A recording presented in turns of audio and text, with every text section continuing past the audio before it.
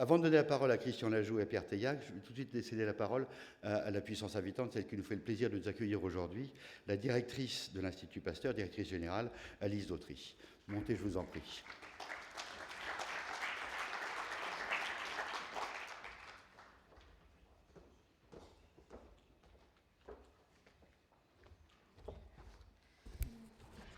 Est-ce qu'il y a moyen de changer cette lumière parce que je vois rien, ou alors je me déplace? Bon, je vais essayer quand même. Donc, bienvenue, voilà, c'est le pare-soleil. Bienvenue à l'Institut Pasteur, messieurs les présidents, cher Christian Lajoux, cher Pierre Theillac, mesdames, messieurs, chers amis, monsieur le président directeur général de l'INSERM, bienvenue à l'Institut Pasteur. Nous nous réjouissons de vous avoir ici, comme d'ailleurs les années précédentes, avec un changement quand même, puisqu'il n'y a plus de l'EM Recherche, mais maintenant ça a été transformé en l'ARIS. Et je souhaite que cette ARIS se développe et fasse un travail qui est absolument essentiel. Alors le rôle de l'ARIS est tout à fait en ligne avec le spectre des activités de l'Institut Pasteur, et en particulier dans le domaine de l'innovation, qui couvre bien entendu le domaine de la santé, à l'Institut Pasteur, les vaccins, diagnostics et traitements thérapeutiques, mais également d'autres applications qui peuvent être dans le domaine agroalimentaire ou autre. L'Institut Pasteur, il faut le rappeler, a toujours été très lié au monde industriel, et je dirais même que c'est dans les gènes de l'Institut, puisqu'en fait, nous n'oublions pas, et vous n'oubliez pas, que la plupart des grandes découvertes de Louis Pasteur ont été en fait inspirées par des questions qui lui avaient été posées par des industriels, souvent d'ailleurs des PME ou des petits artisans qui avaient des problèmes techniques.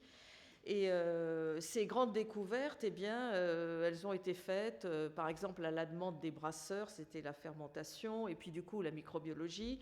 Il y a eu la maladie du ver à soie, etc. Donc en fait, tous les milieux socio-économiques de l'époque ont inspiré Pasteur par les questions qu'ils ont posées, et nous n'oublions pas ça.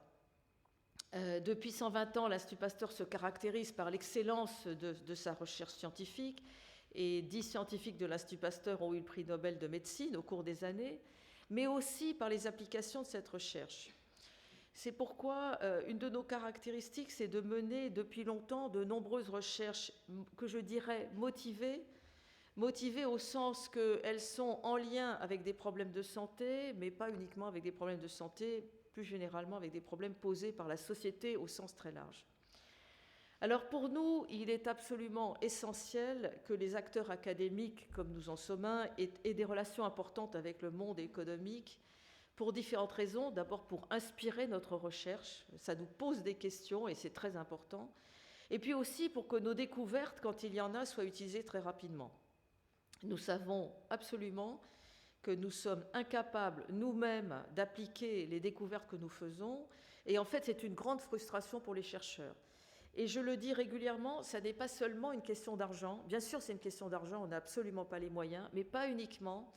Il y a des compétences et un savoir-faire dans le développement, dans la mise sur le marché, dans la réglementation que nous n'avons absolument pas et que d'ailleurs nous ne sommes pas prêts d'avoir. Et donc, pour nous, c'est essentiel. Et je crois que cette relation, y compris pour les chercheurs académiques et assez fondamentaux, comme on en a beaucoup ici, mais qui ne perdent jamais de vue qu'ils travaillent sur des maladies qui intéressent le monde et que quand ils trouvent quelque chose, ils ont envie que ce soit utilisé, cette relation est très importante. Alors l'exemple pour nous très important, c'est évidemment la mise au point du test de diagnostic de sida, il y a déjà 25 ans ou un peu plus, tout de suite après la découverte du virus. Et ça, c'était un des exemples vraiment symboliques, puisqu'il y a eu un test de diagnostic sur le marché en moins de 2 ans et qu'il a été, ce test de diagnostic, fait parce qu'à l'époque, il y a eu une collaboration très étroite entre des équipes industrielles et des équipes de l'Institut Pasteur, avec une présence physique des industriels ici, dans les laboratoires de l'Institut Pasteur, et travaillant vraiment ensemble à la paillasse. Et cette rapidité, cette collaboration très étroite a permis de sauver des millions de vies en mettant sur le marché un diagnostic.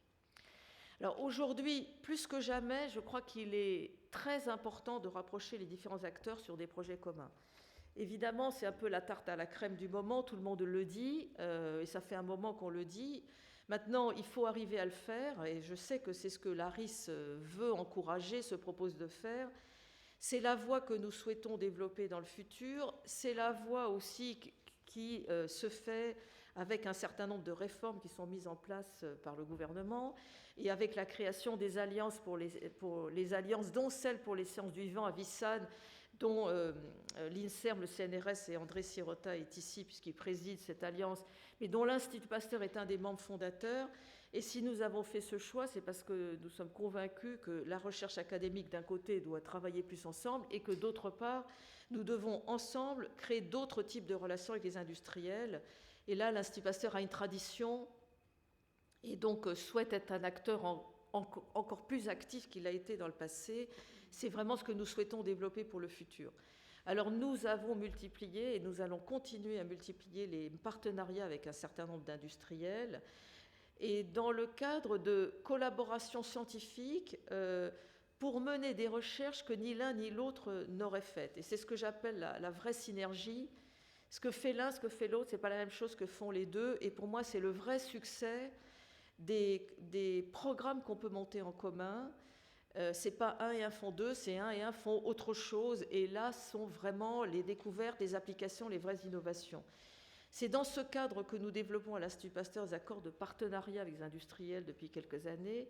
C'est dans ce cadre que nous avons mis en place des comités de pilotage communs, parce que l'expérience montre que c'est quand on transpire ensemble, quand on boit du café ensemble, quand on se frotte les uns aux autres, en n'étant pas d'accord d'ailleurs, dans un certain nombre de cas, que finalement on fait des choses vraiment importantes et vraiment innovantes.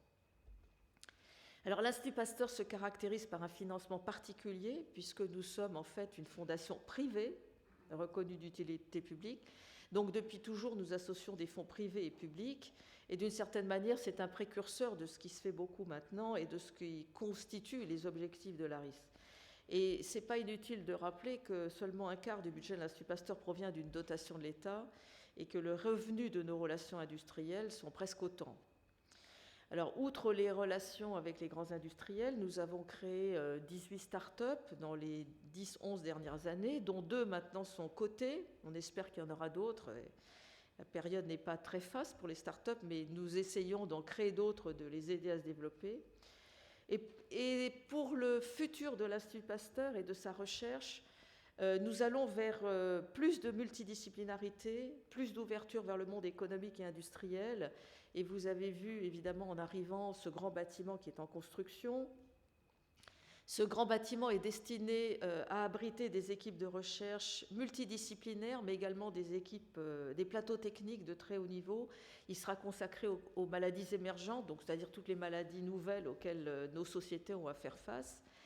Et ce bâtiment, vous avez vu que la façade, mais en fait, il y a 3 parties. Il y a un petit bâtiment à l'arrière, et nous sommes en train de faire une demande d'IRT, dont j'espère qu'elle va aboutir, que nous construisons avec Lyon Biopôle. Donc ce sera une demande commune entre l'Institut Pasteur et Lyon Biopôle dans le domaine des maladies infectieuses.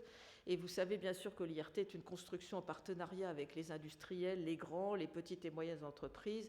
Et pour nous, c'est très symbolique. Nous espérons que ce projet va passer. Mais c'est très symbolique de l'installer dans le bâtiment qui représente quelque part le futur de l'Institut Pasteur, et c'est là que nous allons mettre l'IRT. Alors je voudrais pour finir citer Charles Darwin, qui disait « Ce ne sont pas les espèces les plus fortes qui survivent, ni les plus intelligentes, mais celles qui sont le plus adaptables au changement. » Donc je crois que nous allons essayer de continuer à nous adapter au changement. L'ARIS aussi, et j'ai bien vu en faisant partie du conseil scientifique du LEM Recherche tout ce que l'ARIS prévoyait. Donc je souhaite que l'ARIS et les industriels, les académiques continuent à s'adapter au changement encore plus vite. Et donc sur ces derniers mots, je voulais vous redire combien nous sommes heureux de vous accueillir à l'Institut Pasteur, fiers que vous reveniez chaque année, et puis de pouvoir nouer de très nombreux partenariats avec vous. Et je vous souhaite une excellente réunion. Merci beaucoup. Madame Dautry, restez juste un instant avec nous. C'est pour la photo, parce qu'elle est belle et elle est symbolique. Je vais demander à Pierre Teillac, le président d'ARIS, et à Christian Lajoux de monter sur scène. Juste accompagnez-les juste un instant.